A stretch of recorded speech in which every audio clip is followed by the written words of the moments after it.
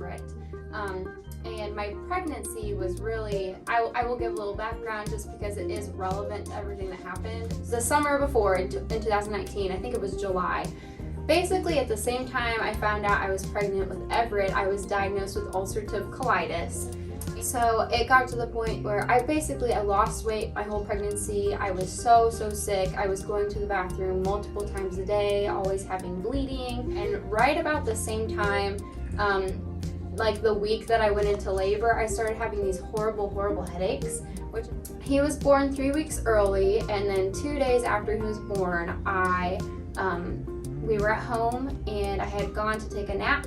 And when I woke up from the nap, I could not move the right side of my body at all.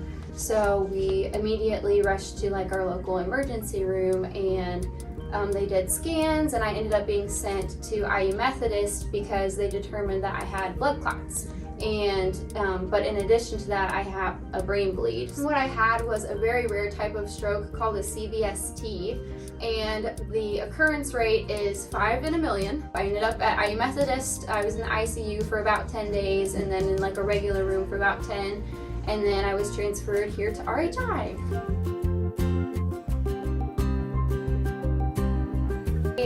One thing is so hard. I think it's more just like the overall atmosphere that I experienced while I was here, because I was here during COVID. I was alone. I was alone the whole time I was at Methodist. I was all alone the whole time I was here, in the sense that I couldn't see any family. And that's terrifying anytime you're going through like a health thing, but especially when you're completely paralyzed. Like I was a quadriplegic when I got to Methodist, and when I first came here I still had very little mobility that had returned. And so for me, just all of the nurses, all of the nursing techs, all of the therapists were like, they treated me like family while I was here. I remember I was here on Mother's Day, and obviously, that's really hard, especially after you've just had a baby that you got to see for 2 days before, being gone. And I remember like Allie and Emily made me a Mother's Day card, and they brought it to me. They're like, we know this isn't, as great as if it was from your kids, but just little things like that. Or like Kelsey, I think it was Kelsey, brought me peonies from the garden one day. Or Emily Albright, except she's married now and I don't know what her new last name is. She was like a sister to me truly while I was here, because she was outpatient, so she was kind of working like as a nursing tech on the different units, and she would come and she would like braid my hair for me, and we would just talk about life stuff. And it was just such a comfort to have that sort of like connection. I didn't just feel like a patient while I was here, felt like a person.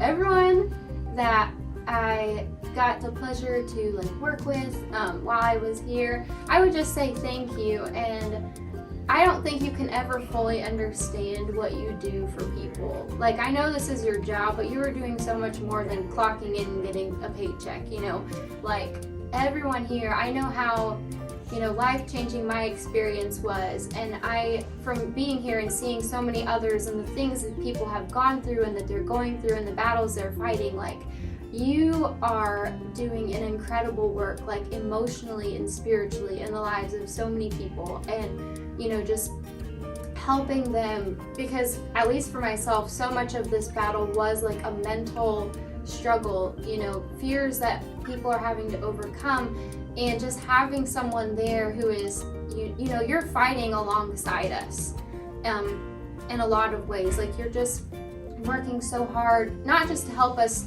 move again, but to keep our spirits up and help us to have the attitude and the mindset of like, we can do this, like we can overcome and recover. And so I would just say thank you for that, and to make sure that that you fully know, coming from someone who's been here with you guys, that what you're doing is so much bigger than you can ever really understand.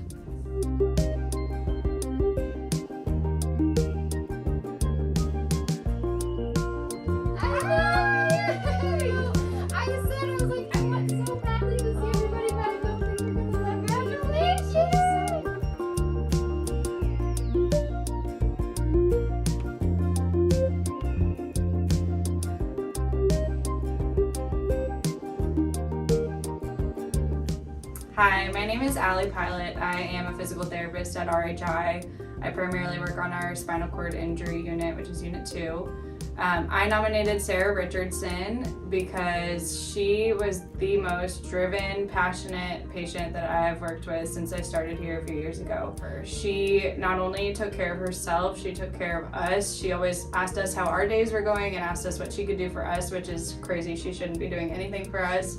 And at the time too, she had a roommate who had aphasia and could not verbalize things for herself. So whenever something was going wrong with her roommate or her roommate wanted something, Sarah had a way of knowing what was going on with her and was able to call the nursing staff and tell the nurses, hey, she needs something, can you please help her? Which of course is just the way she is, but it also is just an example of how much she went above and beyond. She was open to doing things. She had a young son who she liked to play horsey with, so she let me strap multiple 10-pound ankle weights onto her back, and we crawled around on the floor acting like she was playing horsey with her child. So that's just an example of something really fun that I've never done with a patient, but also something very functional that Sarah does at home. Sarah was dealt a really horrible hand after the birth of her son, and I don't honestly know very many, I'm not a mom, but I don't know very many people who bounce back from birth that quickly, let alone from birth plus a neurological event that occurred as quickly as she did. She never had a bad attitude no matter what. Even if she slept 1 hour that night, she was still super positive. She was always singing through the hallway. She was always saying hi to everybody. She really sprung back into herself. And she didn't let any of the negative that was going on in the world around her bring her down, and she was just a fabulous patient.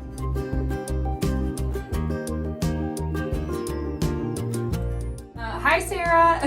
I just wanted to say congratulations on winning Patient of the Year. You were a star amongst some of the darkest days for all of us as like a community, but also especially hospital workers. You gave us the light that we all kind of needed in the midst of COVID, and I think that you were a big part of everybody's positive attitude. So we really appreciate you, and we love you, and we're really proud of all the progress that you've made.